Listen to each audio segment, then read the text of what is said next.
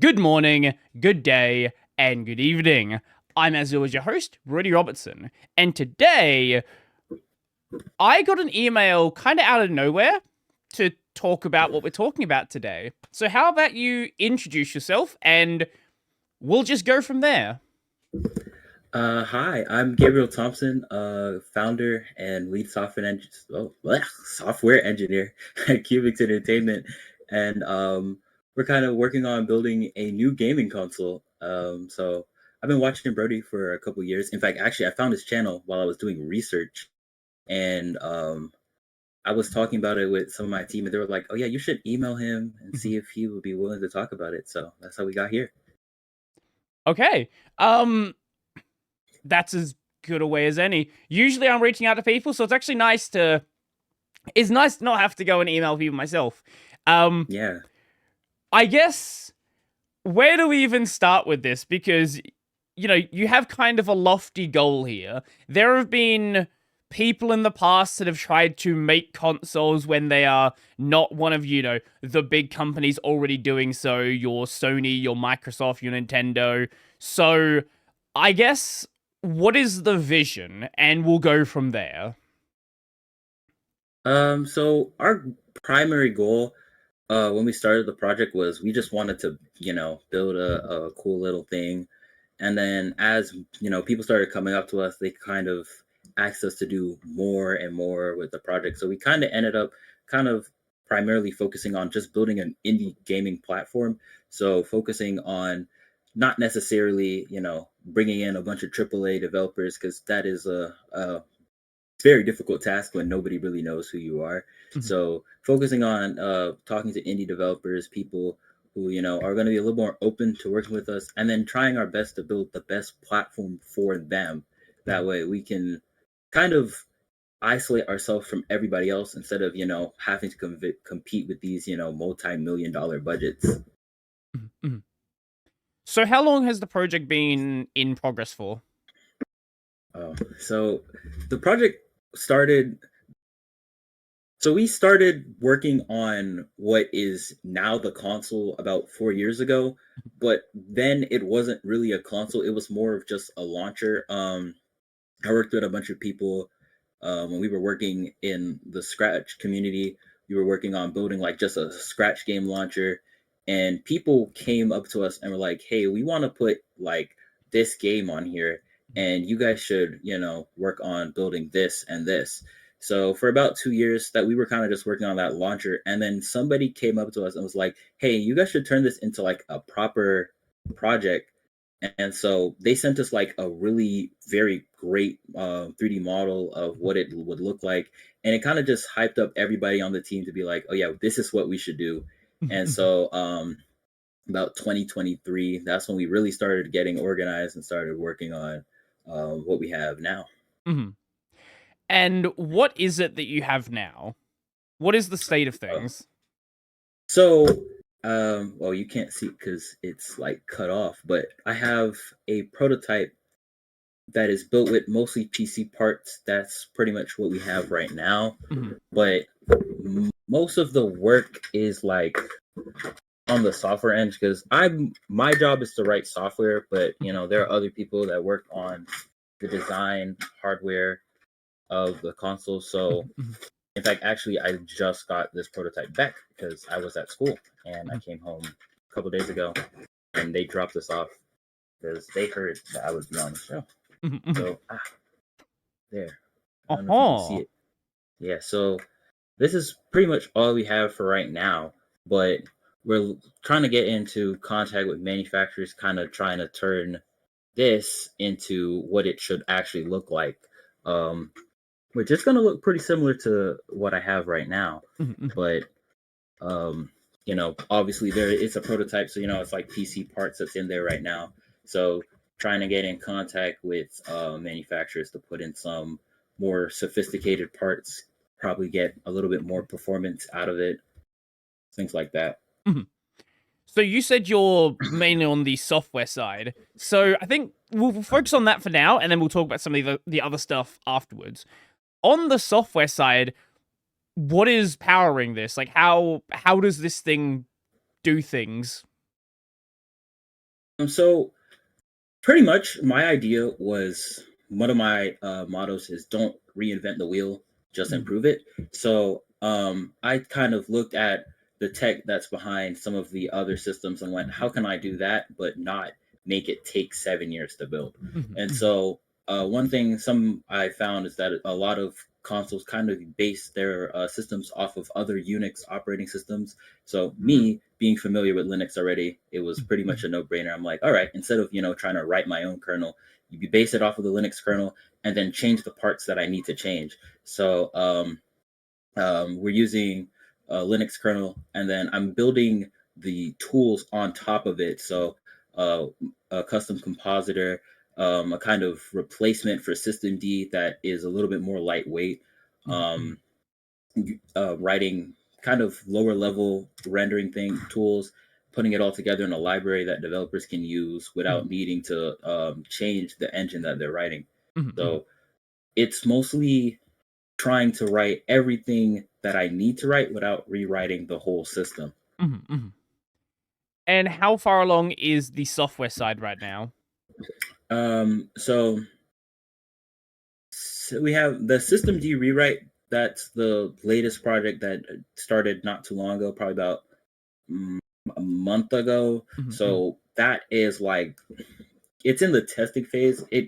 There's a demo of it working, but it hasn't been fully tested yet. So still, working out details. What? Discord just slightly disconnected. Are we good? Oh yeah, we're good. Yeah. Should be. Okay. Oh yeah, Just a but brief hitch. yeah. So with the systemd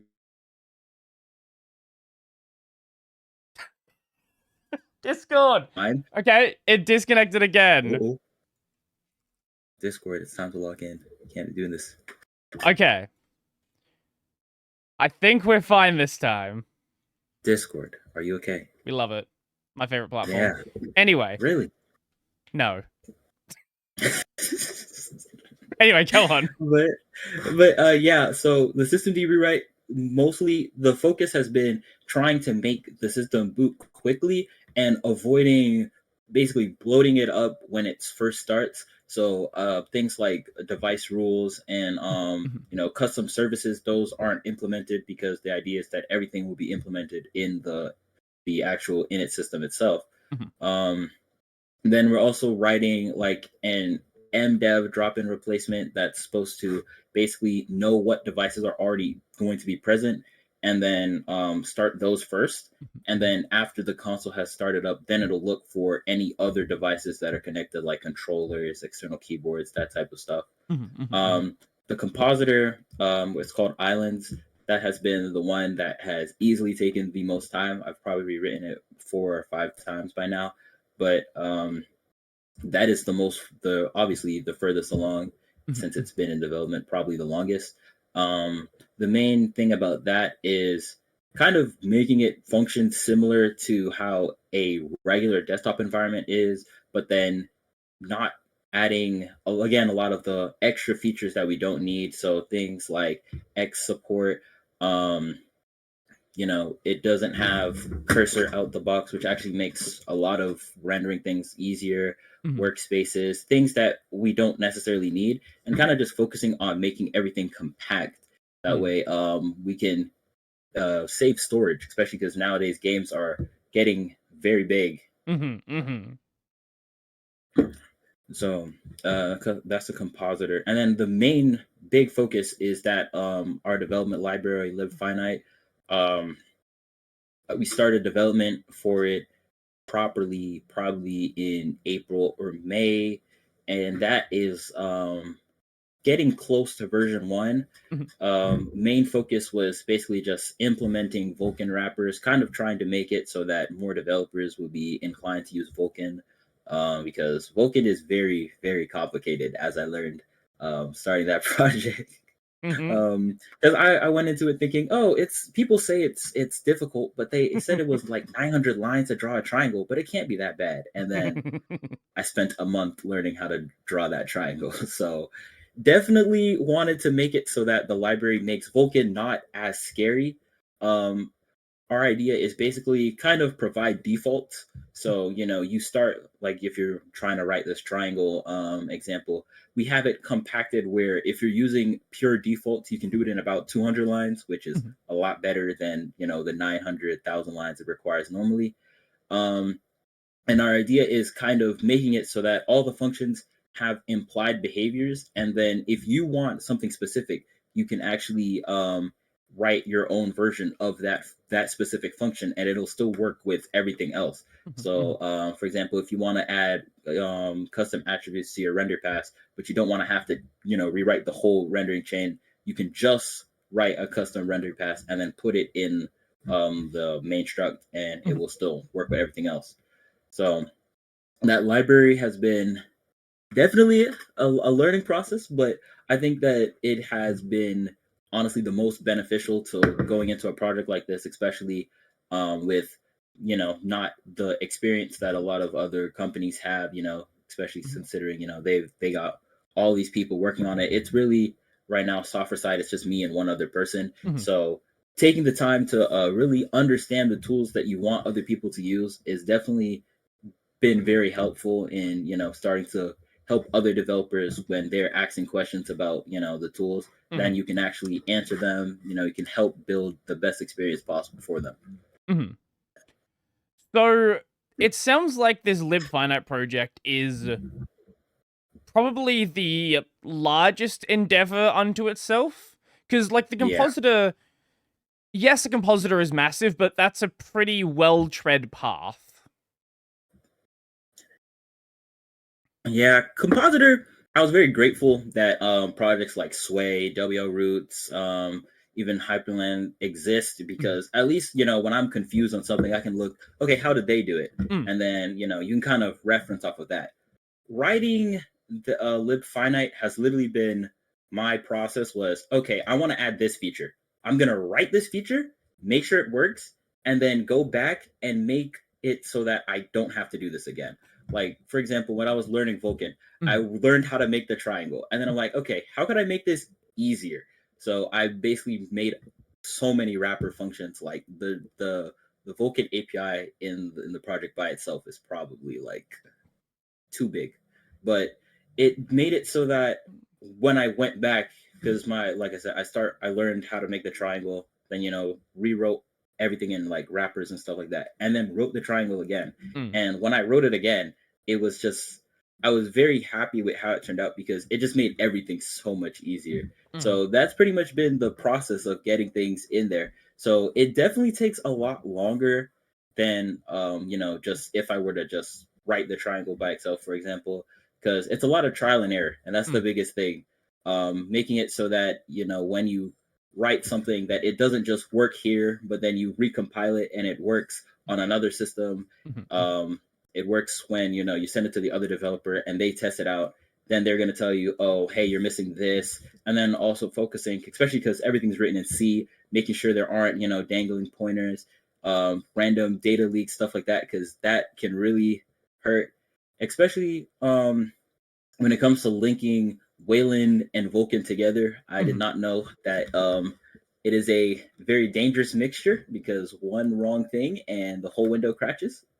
So it was, yeah, it's a lot of trial and error, especially with that library, because you're trying to make it not just work on the console, but also be a tool that any developer can pick up and easily use. Mhm. Mhm. So definitely the most difficult task.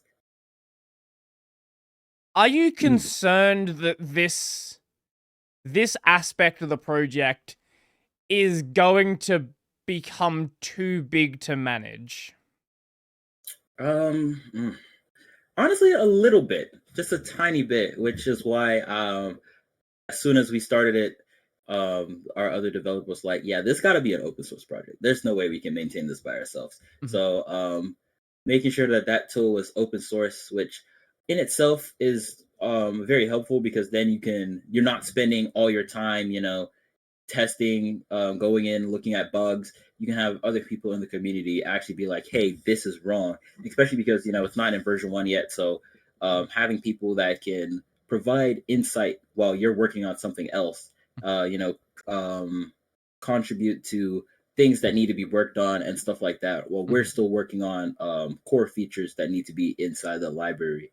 Mhm, So mhm, I'm a little concerned, especially if it gets to a point where like um, there are more people using it and there aren't a lot of maintainers for the project, because then obviously it becomes a lot of work to make sure that it stays up.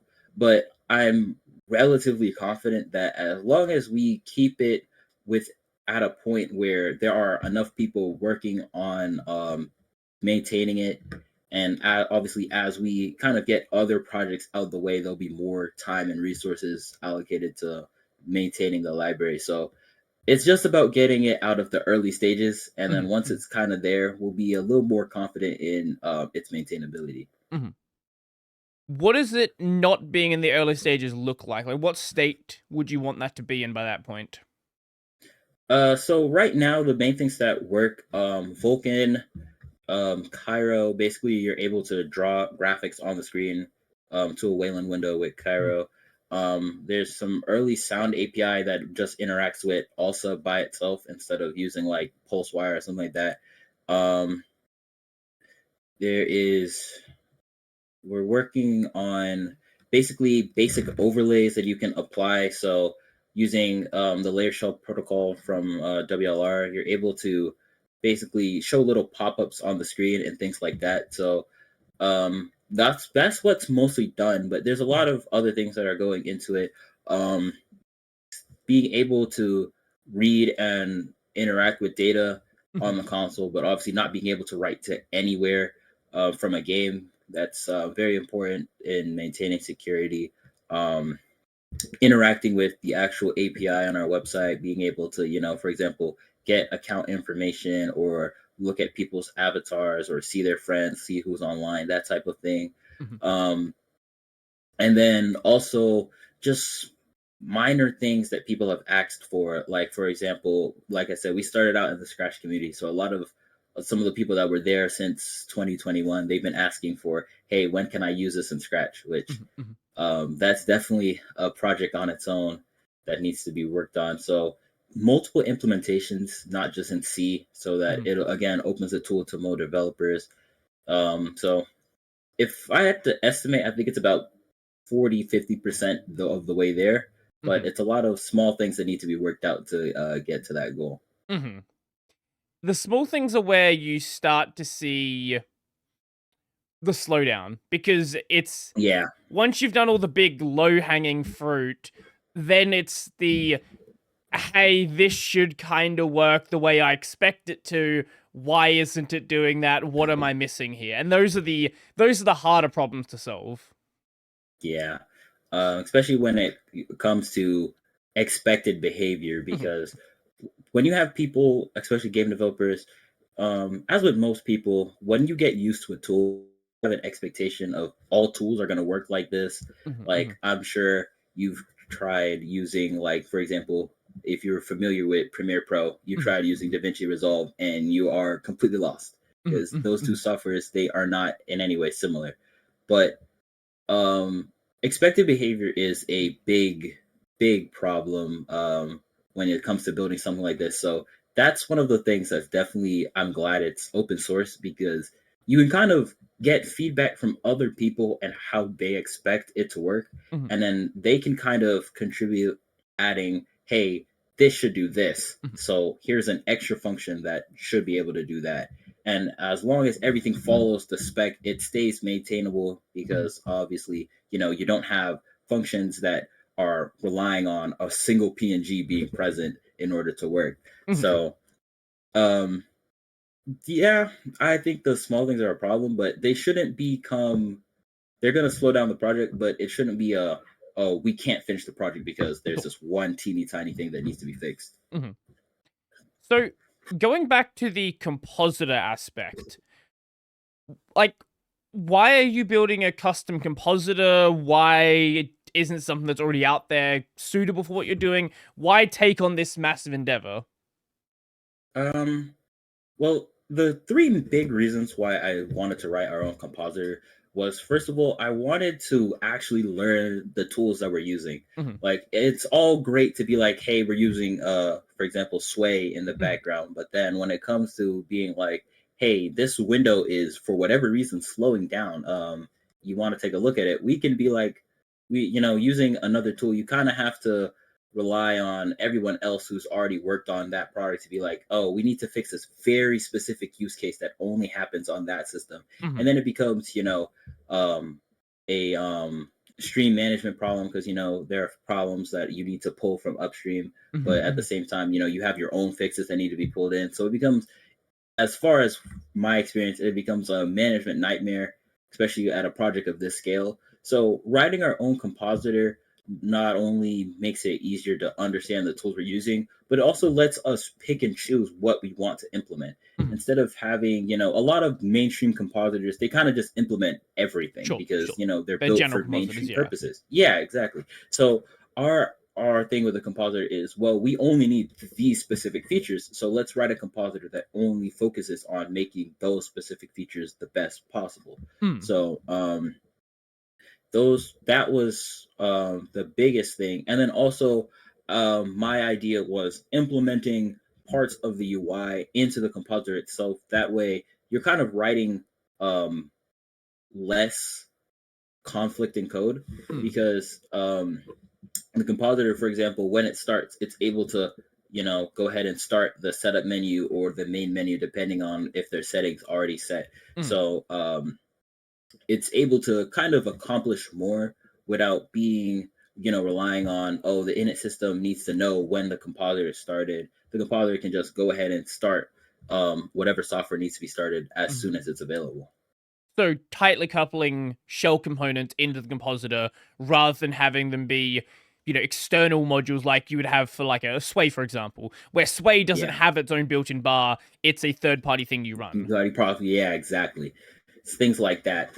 And it just makes management easier because, for example, how it's set up right now, like all the graphical stuff is just in one big repo. And you Mhm, can, for example, compositor, and then, hey, I need to work on the setup menu, but I need to make sure the setup menu works with the compositor. I can build a compositor and the setup menu at basically the same time. mhm, And it mhm, makes mhm, everything easier to manage on that level. mhm. So with this being a Linux powered box and you want it to be this indie focused machine, is the intention what's the intention with the games here? Is it just running existing games through Proton? Is it trying to bring devs to the platform? Like what's the goal here? Um, I Our goal is to bring developers to the platform.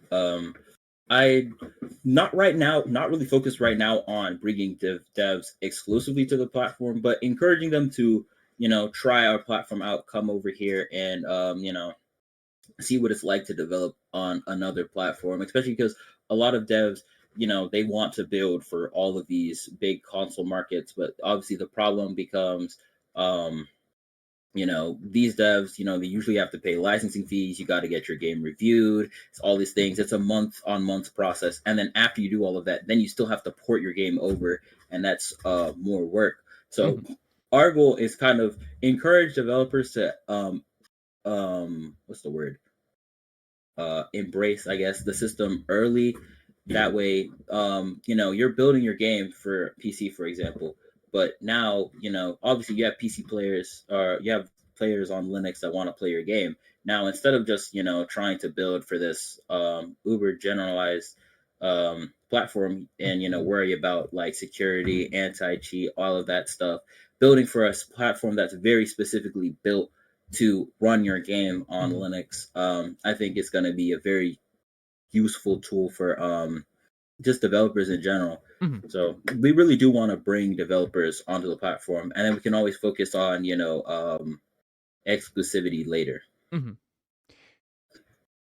Bringing developers to a new platform is a very complicated challenge, and it's something that previous projects have tried to do.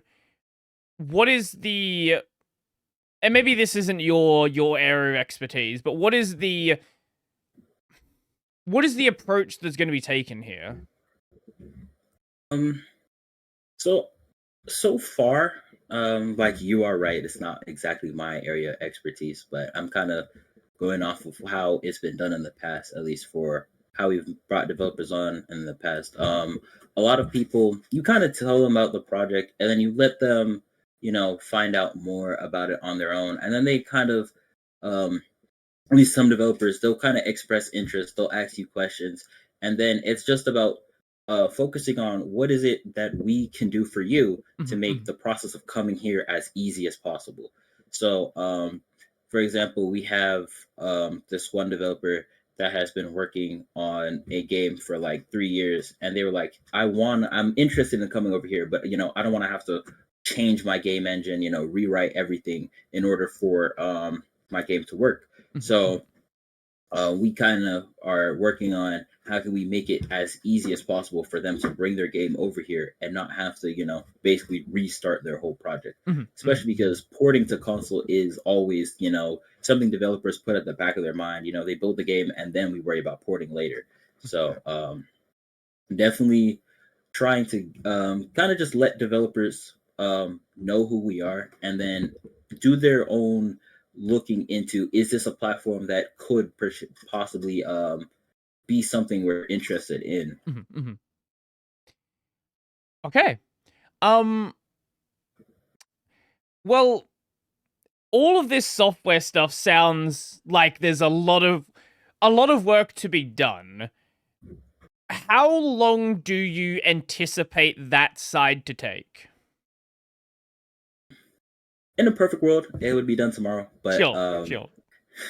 um, it really depends on how the next couple of months go. It can either be done on a good side.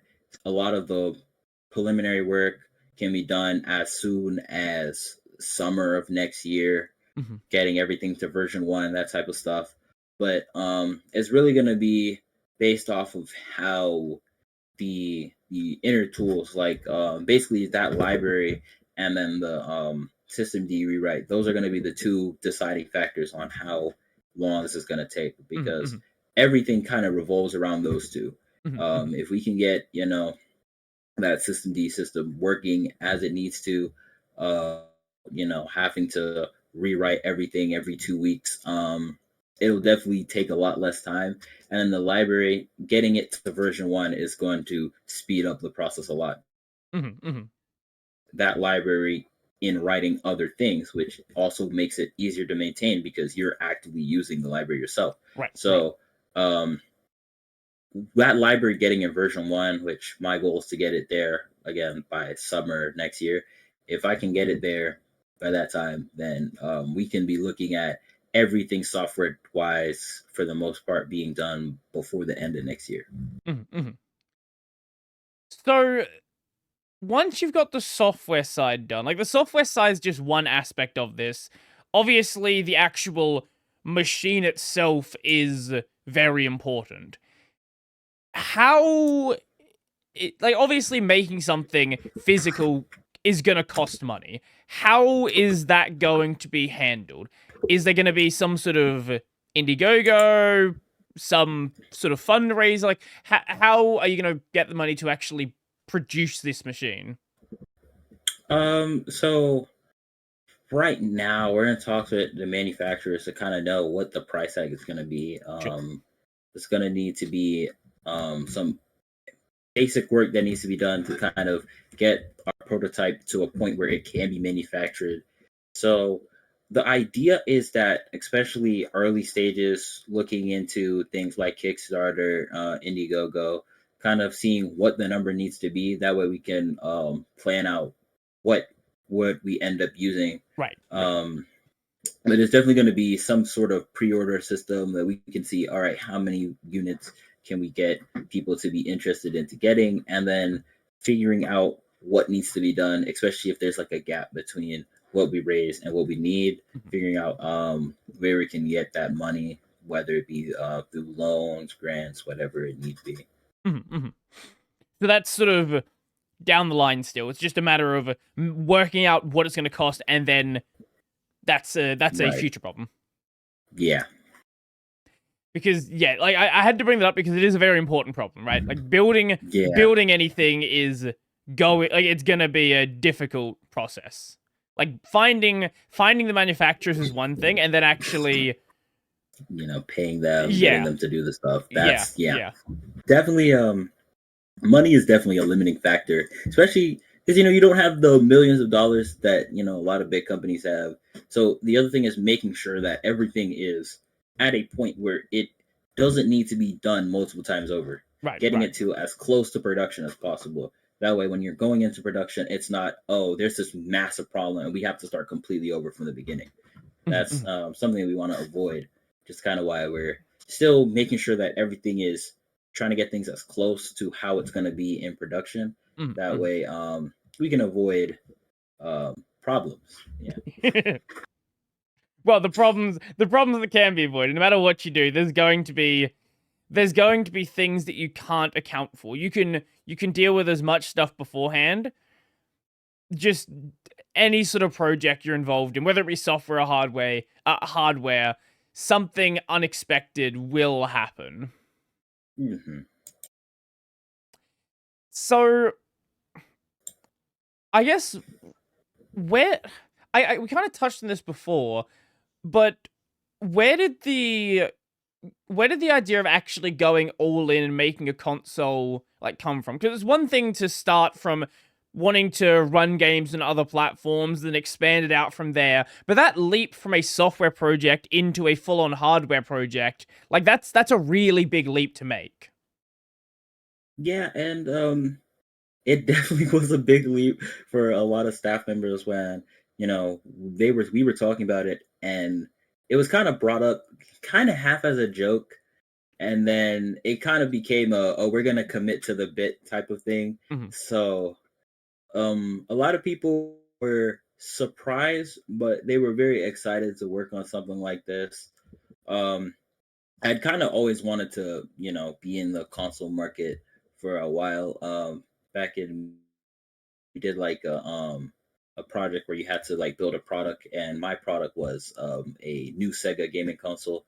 And that was kind of where the idea was first born in my head. So when everybody kind of brought it up and they were like, yeah, this is something that could be done, and it kind of got into the talking conversation of we could actually do this. Mhm. And then before you know it, we're doing research. We're like, okay, is it possible? And once we kind of saw that it wasn't an impossible task, it became something that we really wanted to do. Mhm. And then it also helped that the gaming market was doing a lot of very bad things at the time. Like this is when a lot of people were complaining about anti-consumer anti-consumerism, especially with battle passes. Overwatch 2 had just came out, and Ah, that yep, was, yep, yep. oh yeah, that was a big piece of it, because they were like, I can't believe this is really where gaming is. And so um it was those little things that would keep happening that kind of encouraged us to be like, hey, we should really actually do this. Mhm. Especially because um the PS5 and Series X had came out not too long ago. Complaints about, oh, PlayStation has no games, Xbox is leaving the market. It really just felt like Nintendo was carrying everything at the time. So we were like, okay, it can be done if we go in, we have a great product. It can be something that can, not just be a one-off thing. It can be a proper company, something that you can actually maintain for a while. Mhm. And as we're developing, things happen. Like in fact, we were all together when the Switch 2 Direct happened, because we were like, oh, Nintendo's gonna drop this new console. This could be big. And then that whole Direct, I'm watching, looking for the price tag, and it was never there. So I'm like, oh, that's new. Mhm. And then I go on Twitter and I see people talking about $500 for the bundle. And our marketing guy, he was right next to me. He was like, so um, it's definitely the little things that have happened in the market that have kind of been the big push Mhm. towards doing it. Because otherwise, I feel like if everything was all perfect, I feel like we probably would have given up on the product a while ago. Especially because there's a lot of work that goes into even getting it where it is right now. So Mhm. I think having the belief that if we do this, this is going to be something that people will actually benefit from. That's Mhm. kind of been the biggest motivation to keep going with the project, and it's definitely probably the biggest source of why we even started in the first place. Mhm. Mhm. Yeah, there's a lot of things that can be said about the gaming industry right now. I think the indie space is basically indies and double A's basically the only space where I feel like they're still making games. Man, Like, yeah, yeah, that's a big part of it. Actually, even when we started our launcher platform, our biggest thing was, hey, if you're gonna come on here, your game needs to look like you actually are making a game. Like, we don't want to see this 2 hour movie where all it is the same games that we've been playing all this time. We want to see something unique. We want to see you guys try something new. So seeing the indie market, especially how it's been doing recently, it makes me very happy to see that there are still people that want to make actual games and not just whatever the AAA's have been putting out recently. well, I think the problem with the triple A's is every single one of them thinks they're Kojima, and you're not Yeah, Kojima. Kojima, you're not Kojima. Leave the cinematic masterpiece to Kojima. He's got that. Mhm. Mhm. I don't need everybody trying to make these hyper realistic games. Mhm. Mhm. Which even then, hyper realistic games, I don't have anything against them. I Sure, think they can sure. still be done well. It's just especially because everybody's jumping on the open world trend, and not everybody is going all in with the open world. Like if you say your game is open world, I better see like I'm playing this and I feel like I'm actually in the world. I don't want to go be in the world and it's just empty. Right. Which you want to when you're making a game.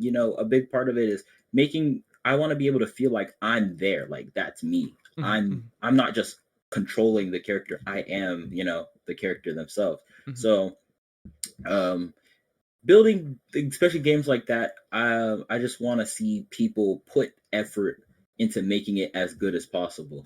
Mhm. Mhm. No, I think we're on the exact same page here. Yeah, I don't know. I don't have anything against games that have that art style. The problem is a lot of them are game second, and that's the Yeah. main issue. It's right. It's like I want to make it as realistic as possible. I want to like every game is basically a UE5 tech demo, Yes, I was about to say and that. I don't need this many Everyone, UE5 tech demos. UE5 is great, but like I'd like to play a game. Mhm. Um, Respectfully. I Yeah, UE5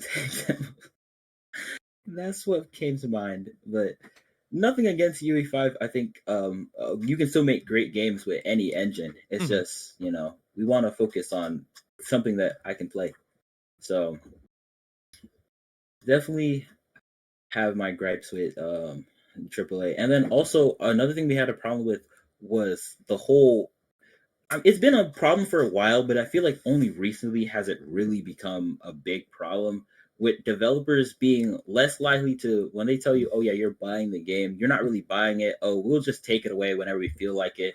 Oh, these live service games that don't really need to be live service. Like the first game that comes to mind is The Crew, which went down not too long ago, and it's Mhm. like that game has a single player mode. Why does it need to be online at all times? Mhm. And Mhm. those are the kind of things that I was like, yeah, no, we can't be making that the standard because if that's the future of gaming, especially because games are getting more and more expensive.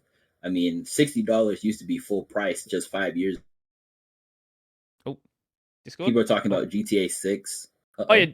GTA 6 is probably going to be just it Be just $100. yeah. I'm like, which I mean, from what I've seen, I guess if that's your game, I can understand.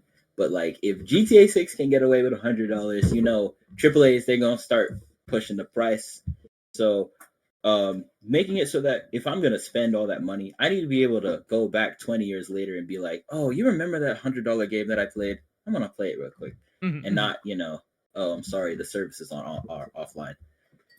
Mhm. Mhm. Yeah. Yeah, there was a big trend during the early 2010s where a lot of games were just going online for like I Diablo 3 I think about. Like it obviously there's the multiplayer trade house component and obviously that has to be online. But if I'm just doing a single player stuff, there's no reason to be connected to a server. None like Yeah. the logic was it's a way to detect people cheating, but like there are Ding. you can verify items when you go online, stuff like there are ways to get around this.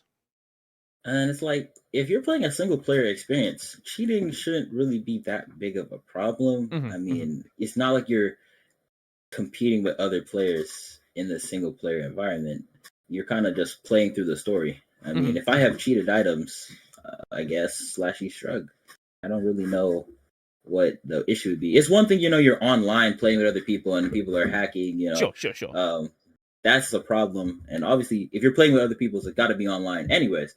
But single player experiences being on like an internet connection at all time, I will never understand that. It never made sense to me. Yeah. That's why I dropped 2K, because I wasn't even a big fan of spending all that money every year. I wasn't even one of those people that, you got to build, I got to spend $200.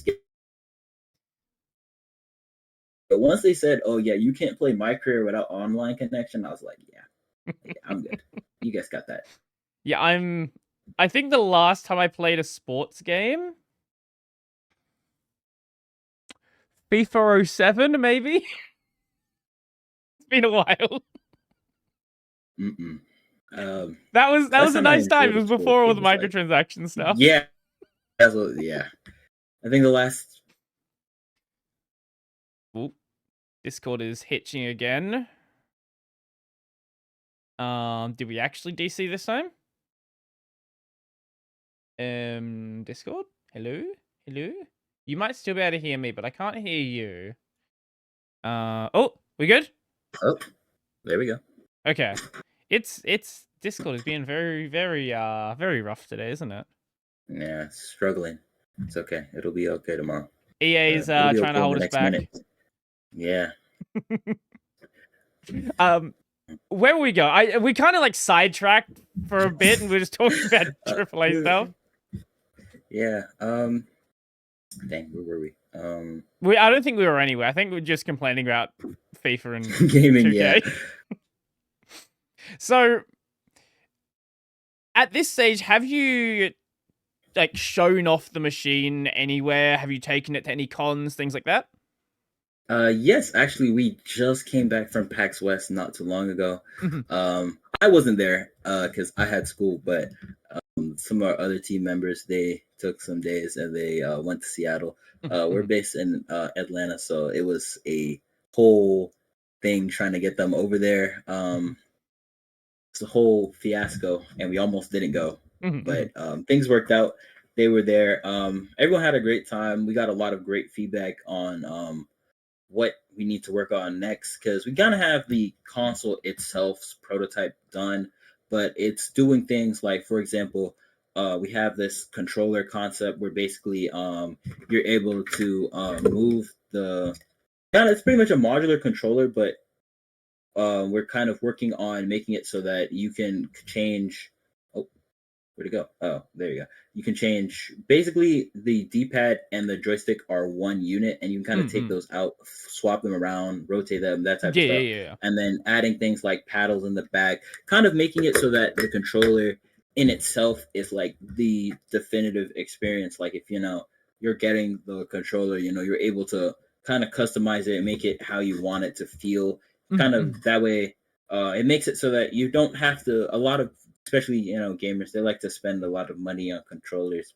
At least a couple of people I know, like our hardware guy, he has like 40 different controllers, and he uses a different controller depending on what game. He pulls out his controller collection. Even up here, I think I have 3 controllers on my desk. One's here. But yeah, I have this one I just bought not so long ago. Actually, for the console, I have the 360 controller. Because I pulled it out, and then I had another controller up here. Oh, what is this? I have the new Xbox controller. Oh, yeah. So, yeah. Yeah, so we like gamers, we will spend money on controllers because we want to be able to play games and it feels good. So making it so that you don't have to do that and you kind of just buy a controller, and then you can, if you want specific things, you can kind of buy the $5 little piece that you need to put in it instead of buying a whole new controller. So it's those little things like that, kind of trying to make the experience more than just, oh, we play indie games on here. Right. Trying to provide some sort of value in the machine. Yeah. I have seen I know there are other controllers on the market that have like swappable modules. There's a friend of mine bought some random, I don't know what it was called, some random controller from AliExpress. It's definitely a neat idea. I feel like the main reason, I don't know, maybe this is just me, but I feel like the main reason I swap between controllers is mainly about the controller shape rather than just the placement of where the like sticks and buttons are. But maybe that's just me. I think we were talking about that earlier, is that people want different shapes because the concept we have of our controller is kind of similar to like this one. It's kind of straight, but like some people were like, oh, we want like a more, the handles going out a little bit more, because it's all about what feels best in your hand. So it's definitely been a challenge, kind of making sure that the controller, especially if you're trying to make this definitive controller, like you use this and this is the one that you definitely want to use for everything. Making it so that it actually works the way you want it to is definitely been a challenge, but I'm trying to see like what is it, how can we help as many people as possible with one controller design, and then kind of going from there. I hope the controller comes along well. It's always nice to have more competition in the controller market, because I feel like for a long time now, it was kind of dominated by Sony and Microsoft. And the third-party market just, up until I would say mid to late PS4, the third-party market was just not good. Yeah. And even now, it's like, there are a couple of good third-party controllers, like the modular controller, the one that everyone brings up is the Thrustmaster, which I don't like how it feels personally, but I also see, what some people see in it. But it's, especially modular controllers have been something that I've seen more and more people be interested in.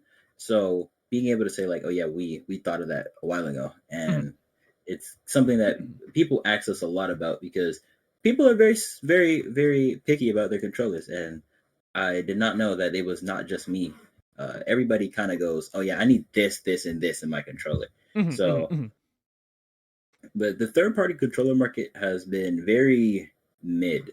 There hasn't been that pop-out controller that's just been everybody needs to get this. Which right. I think even if this controller isn't the perfect experience, my goal is kind of, it encourages other people to go, hey, if they can make a controller, we can make a controller too. Yeah, right now my go-to is the 8BitDo controller. What is it? The old, what is it? That's what this is. 8BitDo. This is the ultimate 2 wireless controller, that one. The ultimate 2C wireless controller? Yeah, whichever one it is. Something like that. This one is wired, but I know which one you're talking about. I don't have it, but one of our other team members, they have it. Yep. Yeah. 8BitDo has been making some decent controllers recently. My other thing is about making the controller affordable, because we went to Micro Center Monday. Monday or Saturday. Well, today's Monday, so we went Saturday. And we went to like the hobby section, and we were just walking around, and I look inside of the little glass where they have all of the expensive stuff, and I see a pair of Joy-Cons, and they're priced at $90 for those 2 little Joy-Cons, and I was like, who is paying $90 for Joy-Cons? Just regular and that's ones, when I found not out. Like yes, like editions? Regular, not even Switch 2, like regular Switch 1 Joy-Cons, $90. Okay. I was like, Okay. My Joy-Cons on my Switch are definitely broken, and I will not be buying a new one because I don't have $90 to be spending on two little Joy-Cons. So Mhm. making it so that the controller can be easily replaced, because I know too many people that like they get a little too mad at the game, and the next thing you know, the controller's in pieces. I should know because I'm definitely one of those people. But making it so that the controller can be easily replaced. It's not an expensive purchase.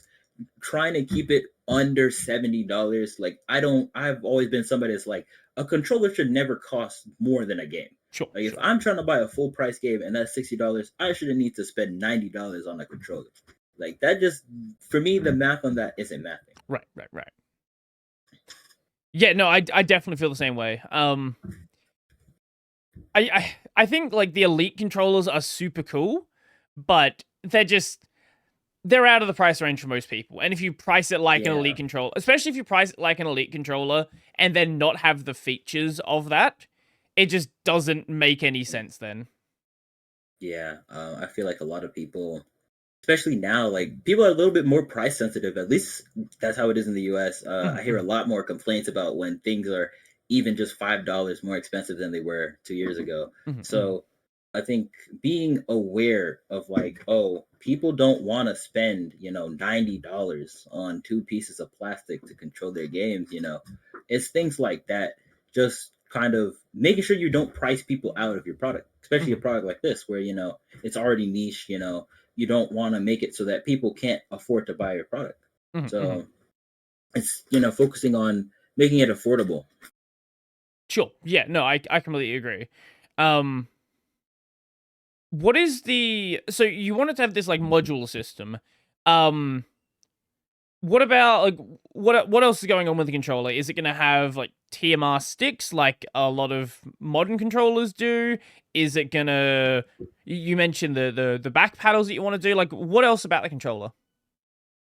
So we're still in the process of designing the controller, and Mm-hmm. our hardware guy was like, "What do you want?" And he had like a whole list of things that he was like, "Oh yeah, we should do this, this, this, and this." Right. And my thing was like, "All right, so you know what our budget is, you know what our target price is, so do the things that you think will make the controller worth the money that people are going to spend, Mm-hmm. and then a little bit more. Like if you're going to make it, for example, let's say you want to price the controller at $40. You add the basic controller features, and then you add just a little bit extra, so you feel like you're getting what more than what you paid for. Sure, sure, sure. So his thing, his first prototype that he sent to us was like a very bare bones controller. Like I looked at the board and I was like, bro, this don't even got Hall effect sensors. You were talking about all these things you're gonna add, bro. Like it's okay to go a little bit overboard, and then we can kind of trim down from there. Sure, sure, So sure. he's working on a updated design on the controller that is a little bit closer to what he had originally pitched. So waiting to hear on that. Mm-hmm. So not really sure what he's gonna do, but I kind of have an idea of what I'm gonna get, Mm-hmm. but I have to wait until he finishes that. He's kind of busy with another project right now, so Sure, sure, sure. waiting. Mm-hmm. So you've mentioned a couple other people working on the console. How many people are involved in this right now? All right, so and our team is kind of divided up in like our development team and our support team. Mhm, So our development team, those are like your people working directly onto the console themselves. So we have me, I have one other programmer that's mostly focusing on the UI and implementing the design files. mhm, mhm. One designer who he works on making the console look the way it does. And then we have two hardware people. We have one of my friends from high school. He's the lead designer, and then we. Oh, you cut out just there. Discord. Oh Why? no. Okay, we're good. Just Yeah, just repeat the last Wi-Fi. like 5-10 seconds. So Last thing I like I heard said, was we someone have, from high school.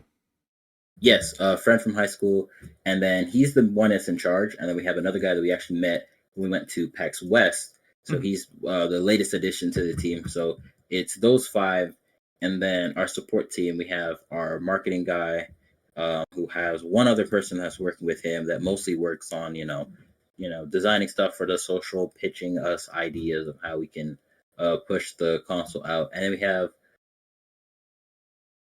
our web development team as well. They're the people that just work on updating, upkeeping the website and the API, making sure that when things go down, that somebody's there to make sure that it doesn't stay down for 2-3 days. That has happened in the past. So making sure that everything is kept up. So our team right now is very small. It's like 8 or 9 people, if I remember correctly, and it's also kind of limited because a lot of people are in school right now.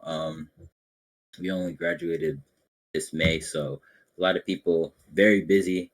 But also feel like keeping this team small has kind of also allowed us to make a little bit more progress because you're not dealing with this person wants to do this and this person wants to do that. Everybody's kind of on the same page, so it makes development a little more streamlined. So obviously you've talked about having to like fund the console. Is everyone just doing this right now as like because they believe in the vision? Is that basically where things are? Okay. Yeah. Which is going to make things challenging with how, depending on how long things end up taking, right? Because eventually, money gets involved, jobs, stuff like that. Which right now, I'm grateful that we have people that are really not in it for the money. They kind of came here to work on the project, and it's like, oh, if this becomes a biz money thing, then we can always commit to it full time. But I've kind of made it a thing where it's like, this is not a project that I expect you to like work all the time on. Sure. Obviously you have school, you have other things outside of this, so if you devote a couple hours to this every week or so, that's good enough for me. Especially because I kind of the software stuff is kind of the stuff that's going to take the longest. So being able to be like, hey, yeah, we don't need you to work every single day, while I can kind of be the one to dedicate the most amount of time to catching up the software to where everyone else is. That's kind of been the way that we've been going recently. So it's not too bad. It could be a little bit better, but where it is right now, as long as things keep going at the pace that we are, I don't think it'll become a problem before money starts rolling, at least on paper. I hope this project goes well because it sounds really cool, right? I wish you guys the best of luck because, as I've said, this is like a very lofty goal, and with that, obviously, we have to bring up the fact that a few days ago, another machine was announced, and we can't talk about this. And by the time you guys are seeing this, there might be a few weeks, but we're recording this maybe 2 weeks, week and a half, whatever it is, after Valve sort of shadow announced their Steam machine. Shadow dropped it. In fact, actually, the craziest thing happened. I was in the middle of class when it dropped, and my phone rings, and I'm like, "Why is my phone ringing?" Normally, the people who have my phone number know not to call me during this time, right? So I look at my phone, I check my text messages, and word for word, this man, my marketing guy, messages me, guys, Cubix 911, and I'm like, huh? And then he sends me a link to the announcement. And the very next thing I see in my server is Steam has just hit the second tower. Are we cooked? so I was like, oh, that's not a good thing. And so I couldn't really see the whole announcement, but I'm scrolling the page and I'm like, oh, what do you mean, Steam? A lot of people, when we went to PAX West, they were bringing up the Steam Deck, and I was like, "But guys, it's a Steam Deck. It's not a home console." So that was kind of our line of defense.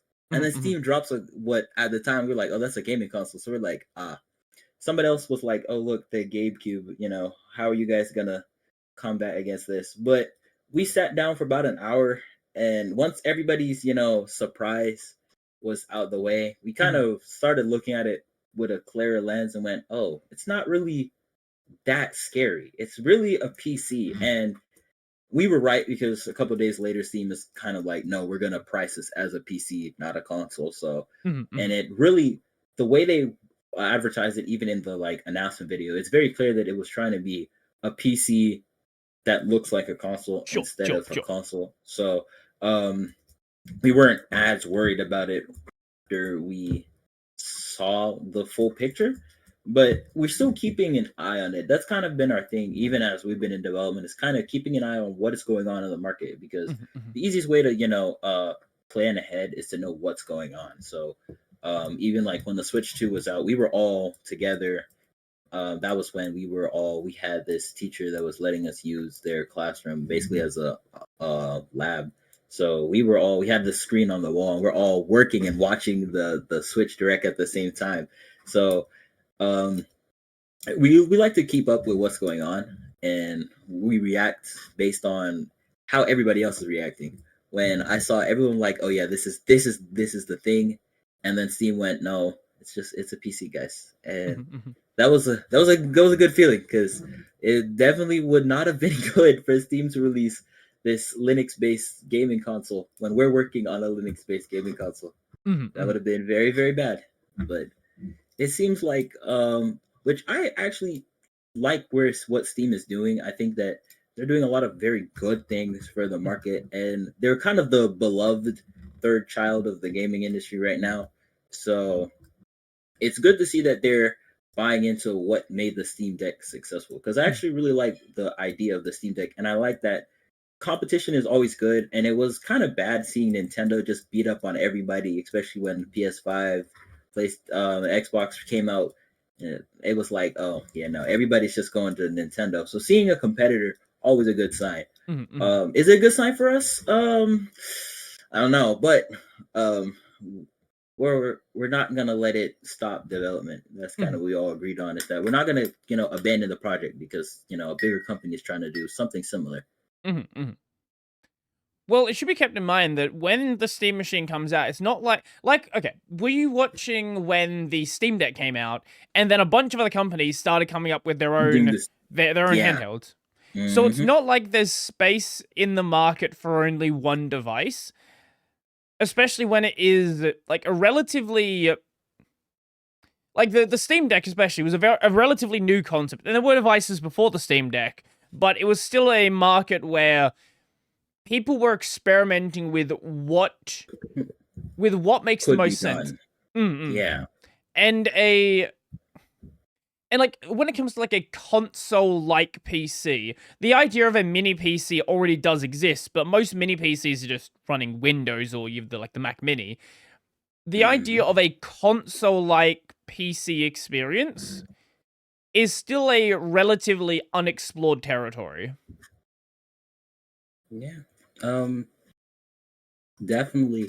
And I feel like it's gonna be about who is gonna be putting out the best possible experience, Mhm, because as much as people are gonna go and look at, oh yeah, Steam made the Steam Deck, so obviously it's gonna be good. mm, Yeah.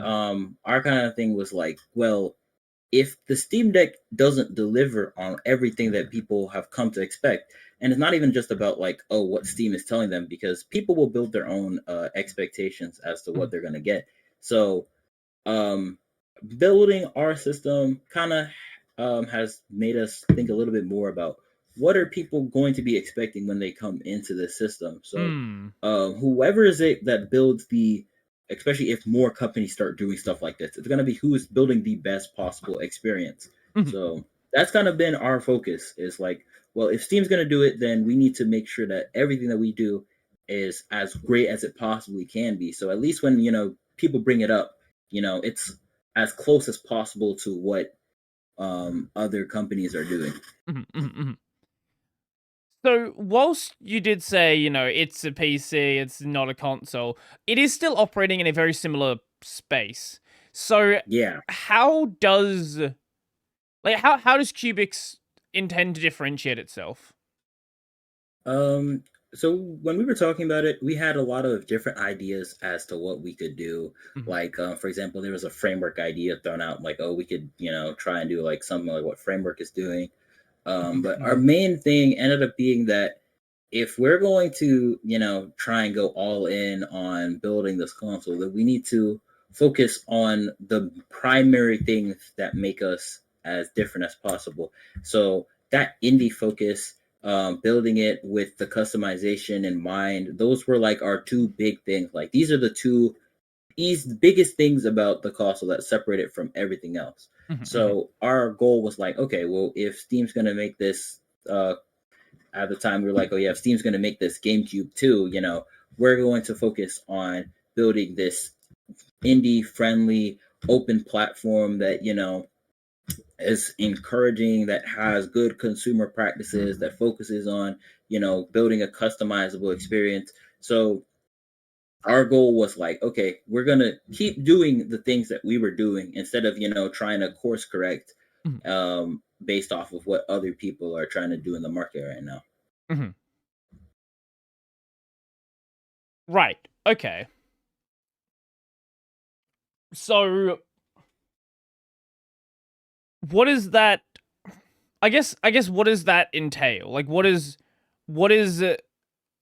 yeah, what are you actually going to be doing?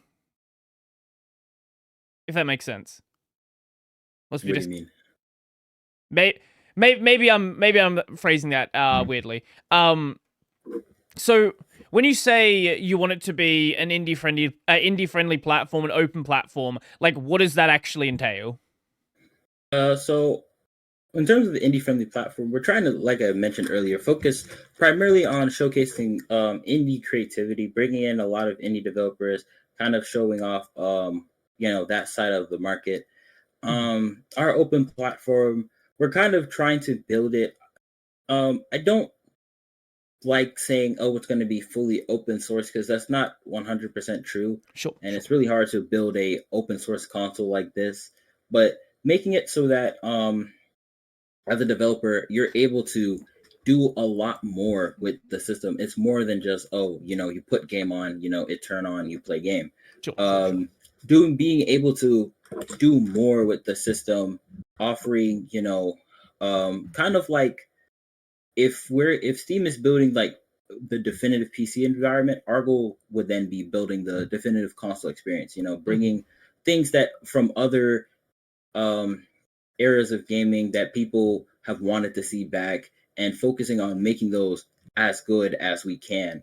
Um, so a lot of, oh, in terms of openness, just being open to ideas that people have tried in the past, and then also not being completely locked down to the point where, like, you can't know what's going on inside on the internal ends of the console. Like I said, we already have our library open source. Mhm, mhm, I intend to make the compositor open source at some point once that's finished, making it so that people can look at how it works and at some point make modifications if that's something that people want to do. mhm, mhm. um the customization focus has always been a part of the console as well. Like I already mentioned, the modular controllers. We were talking earlier this week about basically making it so that you can take the top shell of the console off and put like your own custom shell on there, Mm, just mhm, so that you can make the console look the way that you want it to. Um, as well as other things, like we've been talking about customizable UI, making it so that, for example, the main menu screen, you can kind of make it look different depending on what themes and things you have. That actually, now that I think about it, I haven't seen console themes since like 3DS. I don't know if PS5 has console themes, but PS3 has them. yeah, I know PS3 PS4 had it. stripped them away, and then 5, they like for events maybe they'll give you something Give you, special. yeah, It's like, but hey, it's not here's not here's the 30th anniversary of the PS1. Here's a PS1 looking theme. Enjoy. yeah, yeah. So definitely, especially with our themes, want to do like a community thing where like anyone can make a theme and then Mhm, share it with other people, which that's going to be a very interesting task. We were talking about that earlier this week about how we're going to implement it, but mhm, mhm, it's a lot of things that basically all wind down to how can we make this as great as possible without changing what we've been doing in the past. mhm, mhm. So, focusing in on what we already have instead of, trying to change everything to compete with Steam. Right. Okay. Okay. That makes sense. So let's say everything goes really well, production goes well, all the software stuff gets done. Long term, where do you want to be? Um, Long term, we don't want this to be a one-off thing. At least I don't want it to be a one-off thing. I want to be able to have in the future like a proper line of systems that we're building. So obviously we have Infinite now. Um, our marketing guy has been talking about we need to build a handheld console at some point, which I don't know about that. We'll see, but definitely keeping the building more. Like we want to be in a point where next time if we build a second console, we don't start from scratch. We're able to use what we've already built to build a second system, and it will be better than the first, and kind of building ourselves as another player in the market, if that makes sense. Right. I I think a handheld would be very cool, but when you're in that area, you're well into the range of everything being on custom boards. Yeah, which there's already been talks about, oh, this needs a custom board to make it smaller, because you can't really tell like from when I held it up earlier, but it's like I got to look at the specs of how big it is, but it's very wide. How would you compare it to And the size of like a PS5? if you held it up vertically, they're like about the same height, Mhm. but width wise, it's a little bit thicker. Mm-mm-mm. Um, where is the? Oh, you know what? It's on the website. I'll look at that. But it's like, if I remember off the top of my head, it's like 16 inches wide, which, like, yeah, that's it's very long. And our the manufacturers we were talking about, they were like, oh yeah, we can make it smaller if we put a custom board on there. And our hardware guy, he was big on, oh yeah, the custom board would be nice, Mhm, mhm. getting some getting it smaller so that we can kind of not have it be this massive thing that you have to put into your house, especially because a lot of companies are going towards that. Oh, we compacted it, we made it smaller. you Mhm, mhm, know um Something that you can put on your desk and it stands and it stays there. mhm, So that's definitely the talks has been about with the custom boards, but also I feel like making a handheld is just a nother whole nother thing. Yeah, So yeah. there's a whole nother so because at least when you're building a console, you can kind of base it off of like desktop environments. It's a lot easier to prototype because you can get the PC parts. Building a handheld, it's like, all right, if you're gonna build a handheld, you need to start from the board. Like you got to figure out, all right, what are we gonna put on there Mhm, first, mhm, and then once the board is built, then that's when you can actually start building software. mhm. Well, then you also have to start worrying, like really, really worrying about power usage because battery life becomes very important. Yeah. Yeah. And also keeping it from burning up, making it Mhm, feel mhm, like comfortable in your hands to hold. There's a lot of smaller things that go into building a handheld compared to building something like this, which was my reason why I was like, yeah, if we're going to start in the console market, start on something that is a lot easier to prototype, a lot easier to build, that mhm, doesn't have all those very minute problems, because especially with handhelds, again, one thing go wrong and now you have to start all over. It's not like you can just go and buy. Oh, I need to, just replace the RAM. The RAM's a part of the board, so you got to go get a whole new board, mhm, and the boards mhm, are not cheap. We have been making small boards for little things, like for the game cards, for example, and we've been using JLC PCB, mhm, and it was not cheap before. And then the tariffs started hitting, and shipping that used to be like $60, which was already expensive, is now like $300. mhm, So mhm. it's not it's not a cheap process to be making those little boards for even something as small as that. So not the handheld thing was just not something that was going to happen Mhm. this early on. So you mentioned, did I hear you correctly that you said game cards? Yes. We wanted to make it so that you could play on our digital library into like something that you can hold in your hand, because I know there are a lot of people that enjoy like collecting things, and Mhm, some people just want to be able to hold their game in their hand, especially if you're going to be spending a lot of money on that. So we had an idea. We had two different ideas of how we could do it. On mhm, one hand, we could make it where like the game cards are, something that we make, you can buy them at retailers, buy them on our website, and then you can have it come to your house, or you can pick it up in a store or something like that. Kind of like how it is right now. But then hardware guy pitched an idea where it's like, oh well, you can buy the game digitally, and then you can buy blank game cards, and then you can have the console put the game that you bought digitally on the card. That makes it convenient for, if you're somebody that doesn't want to go out, you don't want to have to go to the store, wait in line to buy the game, you can still buy it on the console. But then if you still want to be able to hold it in your hand, put it in the console, you put whatever information it needs, and it can copy your game, and then the console knows, hey, this isn't a digital game anymore. This is a physical game that they put on the card.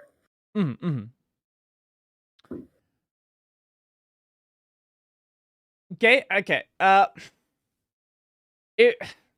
I think that's a cool idea. I think if you get to back up your games on a card is a cool idea. I think trying to enter the market of selling physical games, that's a much bigger endeavor, because this already feels like it's an area that is likely dying out within... I would be very surprised if the main version of the PS6 is not digital. I would be very surprised if they don't heavily push going digital only. Which is something I'm a little sad about, because some of my favorite games, I remember going into GameStop and buying them for the first time. But at the same time, I also understand exactly why people want to go digital. It's easier, it's cheaper. Companies don't have to spend money, making. Well, it was cheaper. It's cheaper for the companies. It was cheaper. Yeah, that's what I'm saying. Companies don't want to have to spend extra money. Oh, we're already making the game, and now we got to spend extra money.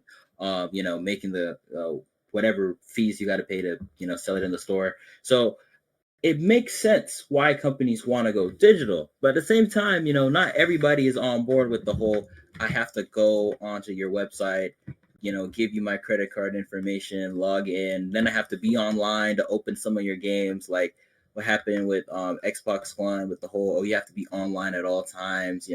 People, not everybody's going to be a big fan of stuff like that, which is actually why I really like the idea of just being able to back up your games onto physical media, because that way you kind of get the best of both worlds. You aren't spending, going to the store and being like, yeah, well, I gotta wait, this game's not in stock. Oh, companies don't want to spend that extra money, especially when 80% of their sales are going to be digital anyways. And you can still offer the physical experience to users that really want that. So with all of this being it's not entirely open source, but a lot of it is open source. Is the intention also to, in places where you are making use of regular open source components, to contribute back up to these projects? For sure. We've already been talking about a proper. One of the things that I found out very quickly about when I was working on the compositor is that there is no gamepad documentation in terms of how it'll work with Wayland. You kind of just have to write your own device drivers and hope and pray that it works. So that's probably one of the things I would love to work on, is a proper gamepad protocol. That way you can actually, the same way that you have keyboard, you have pointer protocol, being able to have a actual gamepad protocol where you can connect a controller and it can be read as either a sole input, whether it is you want to use the joysticks as a mouse, that type of thing, in order to make it easier to develop,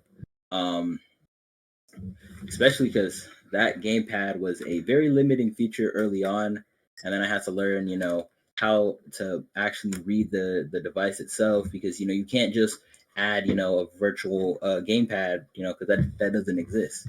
You have to read it as a separate device on its own stream. So it was just, that's probably one of my biggest things. If I contribute to open source, which I fully intend to do, that's definitely going to be on the list. Oh yes, add a gamepad protocol, because that will help. If it helps me, I know it'll help a lot of other people. But yeah, just contributing to open source in general, because I feel like open source is kind of what allows projects like this to exist. Especially if all these things are proprietary, then it's oh, you have to go out, you have to do all this additional research, and then you have to write basically everything yourself. being able to be like, okay, well, I only need to rewrite this and this, but I need all these other tools, and I can just use those tools that already exist. That's a great thing to have, and I'm very glad that the open source community is at where it is right now, because it could be a lot worse. Mm-hmm. So, what haven't we touched on? We've touched on a lot of things already. Let's see, have I missed anything on this list? Oh, yeah, okay. Maybe it's kind of hard to say right now, but when is the intention to have a product ready? And maybe it's too early to say right now, but I mean, our target goal has been moving, because sure. as development goes on, you run into problems, you got to push back a little bit. But my goal is to have everything done before the end of 2027. I'd like, at the latest, winter 2027, whenever that is. Because I've kind of been convinced that the longer you wait to do something like this, somebody else is going to come in and they're going to do it better than what you could have done, and then especially all these years of work going to go to waste. So, but then it's also about I don't think that it's going to take an additional 5 or 6 years to finish what's already there, especially at the pace that we're working right now. So I would like to, have everything done within the next 2 years, if shorter if possible. Shorter if possible. Okay. That's That's a stretch. yeah, know, yeah, that sounds difficult. But yeah, it looks like 2027 is probably going to be the year. Okay. So what I guess, how far along do you want things to be by the time you actually have a product? Because obviously you're going to want to add things after the fact, right? Yeah. But like, what functionality do you 100% want to be there? So obviously the console needs to be able to work. You need to be able to play games. Sure. You need to be able to do that, obviously. Yes. I would like the modular controller to be available when you pre-order the console. Let's see. The being able to copy digital games to physically is probably going to be a later on thing, because that's going to take a little bit of time, especially with getting that to work without people being able to copy the game 1,000 times, and it's a piracy problem and stuff like that. So the main core functionality, modular controller, probably the theme system, definitely the themes, and either are probably want to focus in on that Miiverse esque platform. Probably those 4. I'm sorry, the Although, what? I don't think we touched. I don't think we touched on that one. I just was reminded about that. That's actually an older project that we're not working on directly. It's someone else is developing it, and then they're going to port that over. So they're working on kind of this social platform that's going to be included with the console that will allow you to basically communicate with other people that are playing the same games as you. Pretty similar to what Miiverse did, but not on the massive scale. Kind of focusing on, at least the prototypes have focused mostly on being able to communicate with other people, communities, basically making it so that you can have a integrated experience with the console, kind of like what Discord has done recently on console, but not as what's the word I want to use? I don't know.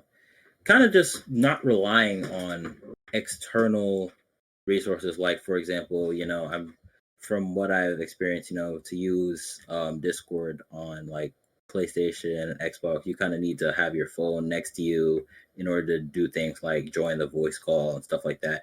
So making it so that the console can kind of do that stuff on its own Mm. and then not need to, be tied down by limitations of other platforms. So, but those four are definitely going to be the focuses going into finishing up development. Mm-hmm. And then we can push out other features during the console's lifespan, and those can be more polished. Mm-hmm.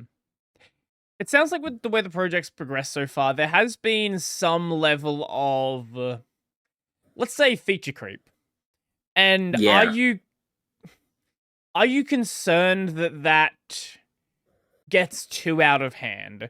Because yes, you want to get this done, by 2027.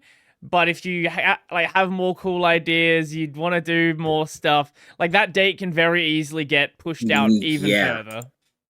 And our kind of way of doing this is my focus right now is finishing the core functionality of the console. Mm-hmm. And that's like I said, that's the primary focus. If we get to that goal and the main thing that's done is the primary functionality of the console, that's Mm-hmm. going to be the thing that gets pushed out.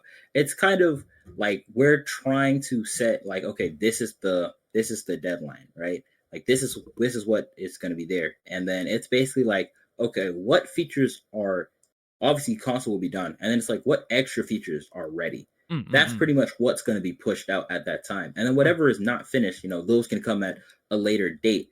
Obviously, there are a lot of ideas that are still being thrown around at this time because we haven't started developing them yet. So people have ideas. Oh, we want to do this, we want to do that, but it comes down to again, we're my goal is to hit that target date. So making sure that if all else fails, console is done. Mm-hmm. That version 1 can be, even if it's the main experience and the controller, and then pushing everything else out at a later date. And obviously, as we get further in development, there'll be more talks about, all right, what is possible? What can we do? What can't we do?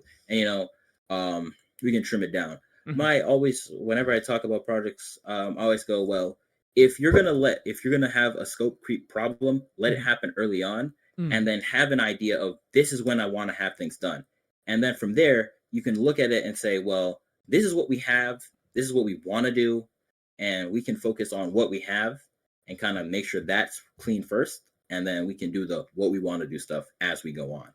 And it kind of also encourages us to keep developing on the console after it's finished because all those ideas we have that we maybe didn't touch on, now we have the time to start actually working on them. And even if they don't get finished for this system, those are ideas that can be carried over to if we build another one, or additional things that we can work on in the future. Mm-hmm. So you sort of branch out into ideas and then trim things back as you get closer to release. Yeah. Mm.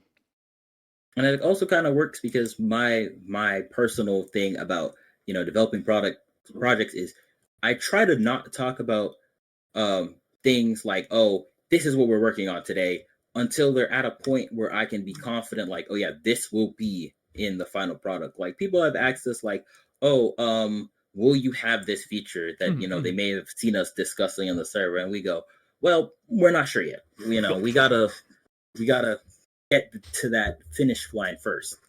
So especially like with like prototypes or early design files, I kind of go, all right, well, let's hold off on like showing that off because like I mentioned earlier, people come in with expectations. So if you show them like, oh, we have this, and then they have the console and it doesn't have that, they're going to be disappointed. Right.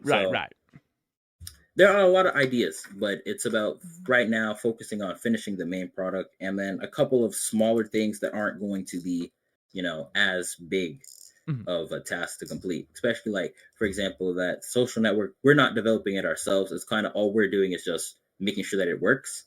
So it's kind of one of the smaller tasks that we have to worry about. So it's something that isn't the focus right now, but could easily be picked up. And then it's just it's not a 2-year project. It could be a 2-3 month project at worst. So what sort of I guess with it being early on, what sort of attention have you had? Because you mentioned you have the Discord server. How many people are really sort of paying attention right now? And obviously, this is well before any like big marketing push has been done. Yeah. The Discord server right now is usually floating somewhere around 225 members, Mhm. but most of the people, being fans of some of the projects that have already expressed interest Sure, sure, sure. into the system. There are a couple of early developers in here, but most of the people that are in here are, just early supporters who are just interested. They've been keeping tabs on the project. Some of them have been here since, the early days. So, um, and then there are other people outside of our server that are keeping track, that have access questions. Like earlier today, we talked with some people we met at PAX West. Mhm. They were just asking on, oh, how's it going? What's the project looking like? Of course, like you mentioned, we're kind of early into the marketing phase. We haven't really pushed that much yet, but um, for what it is right now, I think I like the support we have. It's not a super high pressure where it's a lot of people and they're expecting something big, but Mhm. it's enough people that you feel like the project is going to go somewhere. Mhm. So, what is the? I know you said there's like a marketing guy, but like, what is it? What is your understanding of the plan for like getting eyes onto what's being done here? So if he talked to me a couple of days ago about like what his next plan is, which is probably going to be some type of early Kickstarter, Mhm. and talking about the early parts of the project. So he wanted to do like some videos that talk about the main features that we've already said, like, oh, these will be in the final product. These are things you can talk about. And so his idea as of right now is, kind of focus in on, talking about those things, talking to people, getting them to Mhm. know who we are. Because that's kind of been our biggest thing. It's like, okay, well, nobody really knows what we're doing, Right. getting people to know who we are. So reaching out, getting people to, be interested in the project. That's kind of been his main thing. And the pitch that he sent, that's like, the things that he's been focusing on the most. Mhm. Mhm. Okay, so that's like a that's a big endeavor unto itself. Like getting attention in the wave of other projects that exist out there. Like, you know, you Yeah. got my attention, so that's something. I'm pretty easy to get. I'm pretty easy to get a hold of. Yeah. As for other people, But maybe it's a little bit more challenging. what's that? Oh Oh, no. The chair just made a very suspicious sound. oh, that's not good. Yeah. It should be okay, but like I don't know why it did that. I didn't move the chair. Yeah. Yeah, that's you work that problem out later. Yeah. Just don't need the chair falling apart on me mid pod. That'd be Yeah, terrible. no, that would make good content. That would make it good. So, I guess with all of this, um, I don't know, like it sounds like I've said a couple of times already. Like it sounds like a really cool project. I'm just with it being so early on, with there not being like an actual product just yet, it's hard to really see how it all comes together. And I feel like from your perspective, there's probably some of that as well, where it's like, I can see the thing that I am individually doing, and I can see what each of the people in the team are doing, but it's still hard to see that like long term, how to like this all fitting together and becoming something. Yeah, and it's from where I stand, I feel like it's a lot more closer to where it needs to be than it looks at first glance. But it's a lot of the individual pieces are almost at the point where you can start putting them together and seeing Mhm, how it mhm, is. mhm, So, um, from where I stand, like the console itself, the prototype is like 90% done. There's like some changes that are going on right now to make it a little bit easier to manufacture, which is mhm, going to be a primary focus going into next year. But it's really going to be software side, finishing up, getting everything to where that needs to be. And then once this like that system D rewrite is done, that's like going to be the point where everything can start being put together. Because once you have that init system, then it can be okay. Well, you're not using some other OS to develop. Now you can start developing onto the system itself, which is what I've been doing using Linux Mint, which has been my go-to development OS for the last couple of years. But being able to get to that point where I can start, putting the console SSD in the system and start using that to develop is going to be a big milestone. It's going to be the next step. So I think really once we get to that point, it's going to be a lot easier to see where the console is right now and how much work is left. So I guess going outside of the project, what does your background look like? What does your development background look like? How did you sort of get to where you are now? Too. I have a very interesting background because I started out in Roblox. I was doing Roblox games in 2019 when I started really getting into programming. And most of my work was like once I actually started getting a hold of like, okay, I know kind of what I'm doing. A lot of my work was like, oh, people would bring me onto their project to fix things. Like, oh, I have this game that's written, but like there's a big, glaring issue that needs to fix, and our scripters, they're busy doing something else. Can you come in here and like look at it and see what's wrong?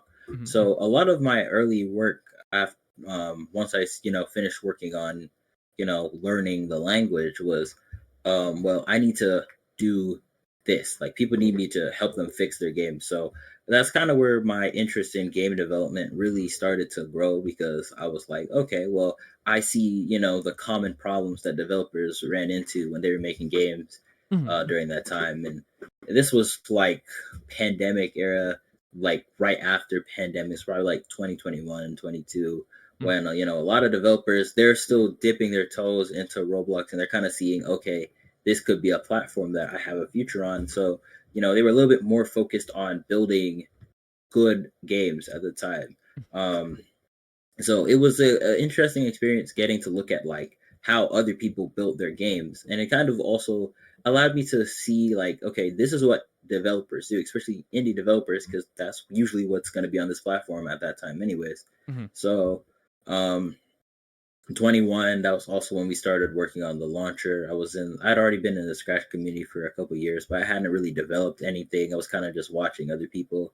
So during that time, that's when I started learning languages. And for me, I kind of learn things as I pick up a new project. Like, oh, I want to do this, so I learn whatever two languages or whatever go into that. So about 21, 22, that's when that was probably like my main years doing Roblox development while also, starting the project. And then about 23, that's when, we started really being like, okay, we're going to build this console. And I was starting to leave the Roblox development community because there was a lot of things going on with that. I had just finished building my own game. I had built a Sonic fan game at the time. Was finishing up development for where it was. So I was able to focus a little bit more on learning, doing the research into like, okay, what went into building the console and stuff like that. I was still doing like little side projects here and there, but my main focus, especially like going into this year, was definitely starting to really focus in on the console, learning C, learning all of the very little things that go into what makes a system work. So it's definitely been a lot of jumping around, changing projects here and there, but I'm glad to be where I am now, where I can kind of say, all right, this is the one project instead of having a bunch of side projects that I'm working on at the same time. What are Roblox games written in? Lua. Oh, okay. Roblox has their own expanded version of Lua called Luau that it functions pretty much the same, but it adds, obviously they have their own API that's built into it as well, but it's more focused on connection. So being able to handle 50, 75, 100 players in the same server at the same time without the performance drops, which will still be there, but they're not as bad as they were. So you did Lua, Scratch, and now you've made your way into doing Vulkan and C development. Yeah, I did a lot of other things out of that. I picked up TypeScript somewhere in between there. Mm-hmm. I did Python for a little bit because people had a commission to make a Discord bot, and I had to learn how to do that, and I did that. I touched Rust for a little bit because people were. This was during that time when everyone was swearing by Rust. Rust is the future. Um, I don't know how I felt about it. It was a learning curve, and it was not a learning curve I was interested in doing at the time, so I didn't really do too much of it. Mm-hmm. I touched Godot for a little bit because I wanted to learn how that platform worked. So I've been jumping around a lot of different languages, platforms, and things like that. So it's good to be working on something that I can say like, okay, this is my thing.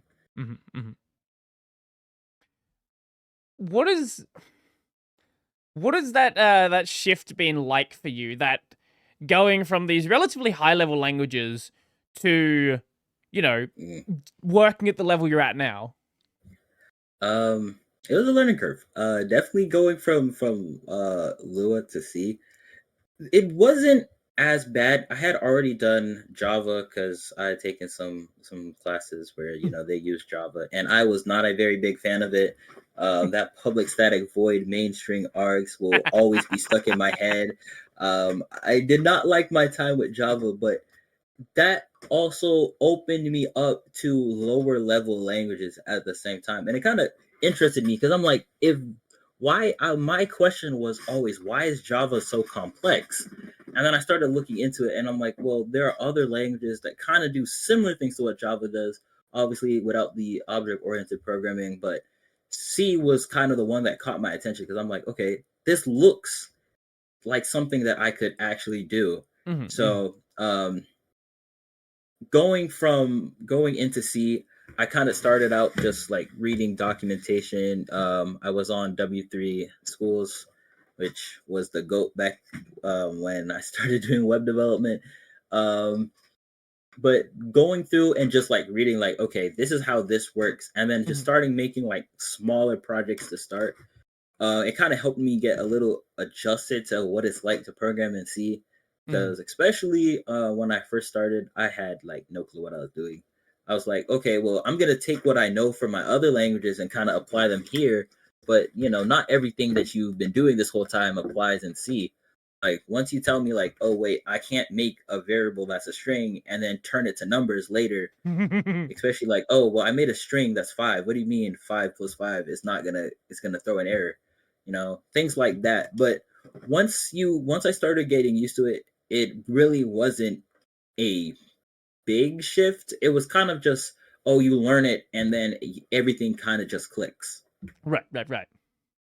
Yeah, I think a lot of people they look at a language like C as if it's this like mystical other creation where Yeah. like you're not learning everything at once, right? Like you're picking up pieces as you need to use them. You try to do something, it doesn't work, you're like, okay, how do I do this? You learn that thing, and it's like building brick upon brick. Yeah. That was exactly how it is at C, especially because, C looks like it's this super complicated language until you pick it up, and then it's really not. For me, I like languages that do exactly what they say they do. Like, Mm, you look at the code and it does what it says. And C for me felt the most like I'm looking at the code and I understand exactly what it's doing. mm, Um, Especially when I like with Java or like if I look at something like C#, my thing is like there's a lot of extra stuff that doesn't need to be there. Like mm, mm, I should, especially like with Java, like system.out.println. What is system? Why do I have to say dot out? Like why can't I just say print? mm, With mm, see, you put in the whatever, I forgot the name of the header you put in, and then you just say print F and it prints. mm, mm, It's a very, you look at it and it makes sense. And I think that was a big thing for me is, you look at the language and it looks similar to other things you've seen, and you don't have to learn everything right away. Like, I came in not really knowing what pointers are and those type of things. So as I start, learning and I see, oh, this little star thing keeps showing up everywhere, and I look it up and there's pointers, and then you start to understand, you know, the small things first. You don't necessarily come in and immediately, I'm an expert in pointers. It kind of was a process, like, okay, you did this, and then you do it again somewhere else and it doesn't work, and then you're confused, why doesn't it work? And then you kind of figure out, okay, you can do this, but you can't do this. And once it's a lot of trial and error, and once you figure it out, you feel a lot more confident in your ability to do it. And so, especially with low level languages, I felt like C was the one where I went in and I was lost, but I felt like I wasn't lost. Like, I'm like in a maze and I'm like, okay, this doesn't work, let me go this way. That was the kind of way it was. Compared to like learning Java, it was like, yeah, I have no clue what I'm doing. I got to pull up the documentations, I got to watch the videos, whatever. It was a lot more of a difficult process compared to C. So I enjoyed learning C, and I'm still learning it obviously as I go, because there are still things you'll run into, and it's like, what's this? And it's a lot of looking at how other people write their code as well to kind of pick up patterns that happen in other APIs. So it also helps that Linux is in C, so if all else fails, you can always look at the documentation itself, and it will tell you. The other thing with learning brick by brick is, as you learn other things, other things that might be similar tend to click a lot easier. So you might have seen something that kind of looks like what you're trying to do, but it's not exactly the same. But because you have that sort of, I guess, base background knowledge, it makes that next thing you're trying to learn even easier. Especially, like I said, the picking up the patterns, that's like the biggest thing. Yeah. Like once you see, like, okay, people tend to do this, then you look at other code and you're like, hey, I've seen that before. And that makes learning really any language, but especially a language like C, where it's just so mainstream, it makes it a lot easier to learn. Yeah, you have a lot of examples of good C code. Yeah. Whereas if you were to pick up a language like, I don't know, D, for example, there's projects out there. It's just not many. I mean, it's the same thing like when you pick up a project like this. Like, you're trying to build, for example, with Wayland. Oh, you're trying to build like a little game. You want to draw a window. Oh, there's already, things that people have done before. But the moment you start getting into the specifics, like, oh, I need to do this very specific thing. Like layer shell, when I first started it, was like the most confusing thing I had ever seen. I was so confused. I'm so lost. But it's like, oh, well, they already did it and they already did it. So you can look at their code and go, all right, they did these things, but I don't need this, but I don't need that. So then it becomes a little bit easier to look into the code. You can kind of dissect it a little bit and, play around and see what works and what doesn't. No.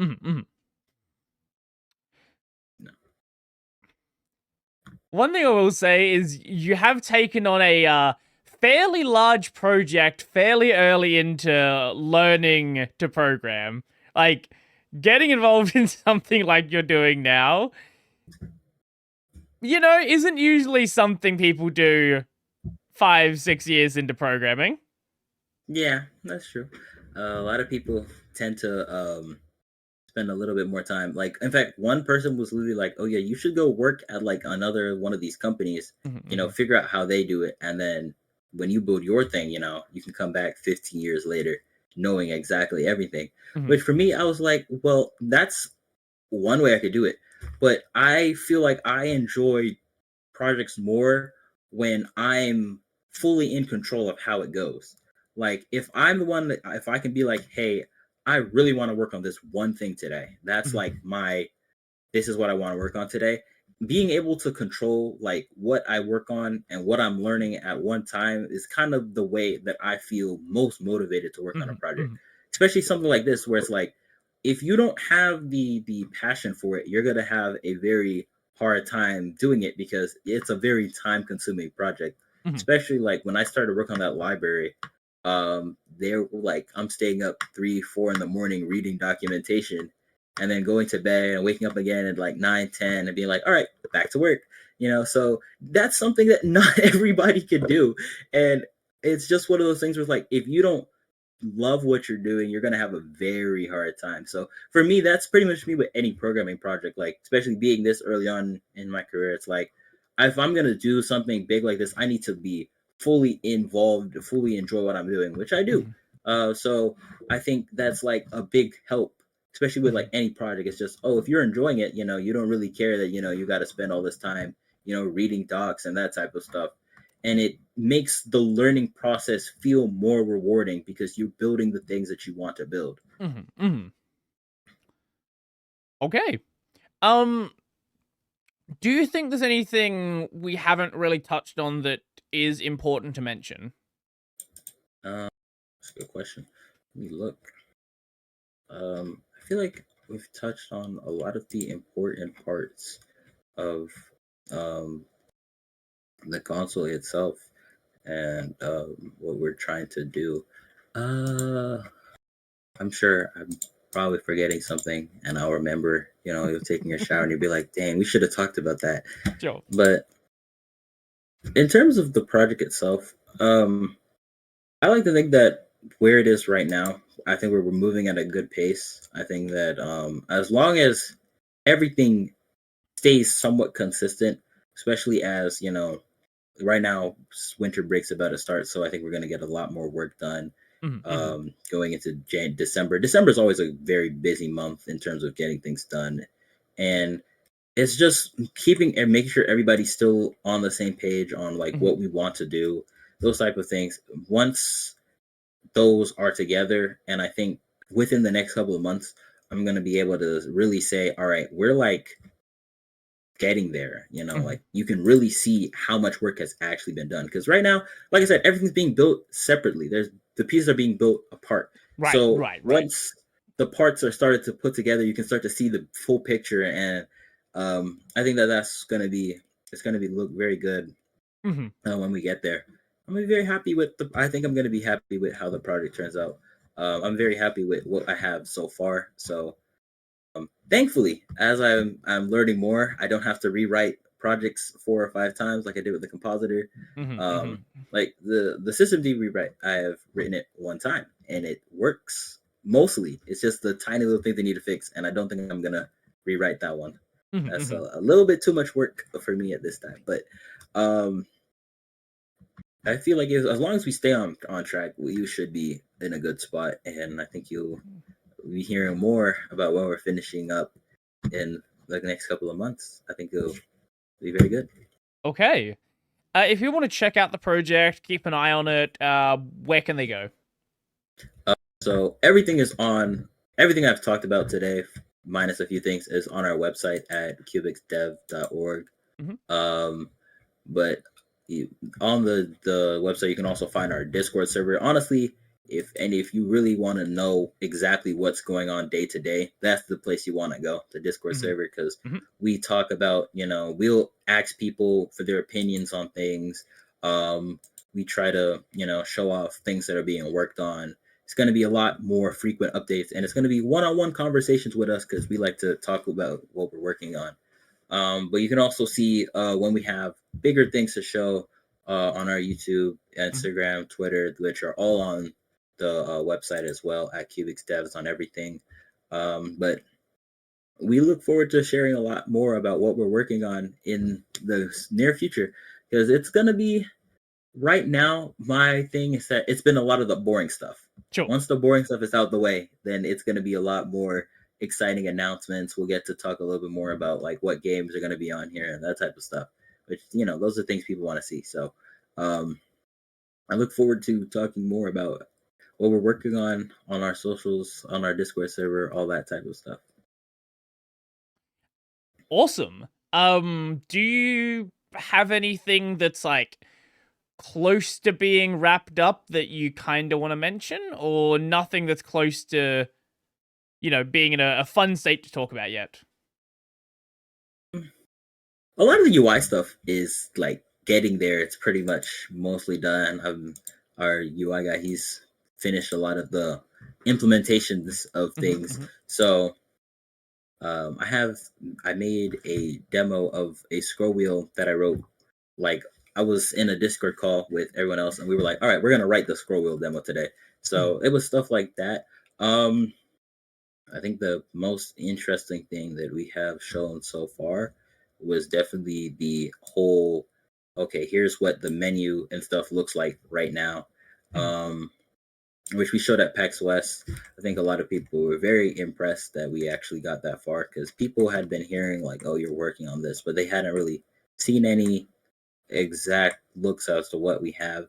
So I think that was a fun experience, especially because I built some of that stuff on live with other people. So there isn't a one thing that I can be like, okay, this is the one thing. If I had to make a 5-minute video, this is what I show. But I think that very soon I'll have something very good to show. So once that's Okay. done, Okay. people will see it. Any other links you want to mention? Or you pretty much got everything down? Yeah, everything is on the website. So cubixdevs.org. Okay. That's where you can find everything. Yeah, I'll leave all that stuff linked down below. If there's anything else that you want me to include, feel free to just send me a message afterwards, and I'm happy to include it in the description. Yeah. Okay, I'll do my outro, and then we will sign off. Okay. Okay. My main channel is Brody Robertson. I do Linux videos there 6 days a week. Sometimes I stream as well. The gaming channel is Brody on Games. Right now I'm playing through... I might have finished Yakuza 6 by now, and Silksong, which is very fun. Very, very much enjoying that. And if you're watching the video version of this, you can find the audio version on basically every podcast platform at Tech Over Tea. The video version, YouTube, Tech Over Tea. I'll give you the final word. How do you want to sign us off? I think I'll sign us off as I do with some of my other content. It's been great being here with you guys. And hopefully I'll see you very, very soon. Awesome.